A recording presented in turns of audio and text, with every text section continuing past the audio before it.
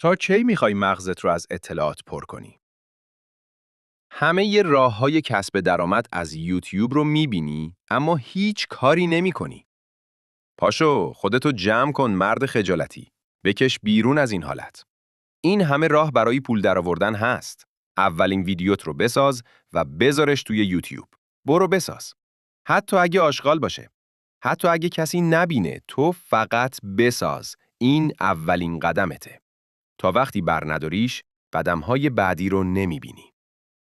کدوم بازی از 100 شروع کرده؟ همه از صفر شروع کردن. تو هم از صفر شروع می‌کنی. مرحله اول رو رد کن و قدم به قدم برو جلو تا برسی به 100. قبلاً برای ساخت یه ویدیو، ادیتور روزها وقت می‌ذاشت. ولی الان تو میتونی با بالاترین کیفیت در چند دقیقه ویدیو بسازی. حرفه‌ای‌تر از همیشه. هر روز فرصت پول درآوردن بیشتر میشه. هر روز کار راحت‌تر میشه.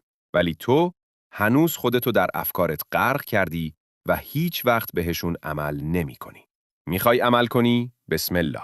نمیخوای؟ همونجا بمون. اما بدون وقت تغییره.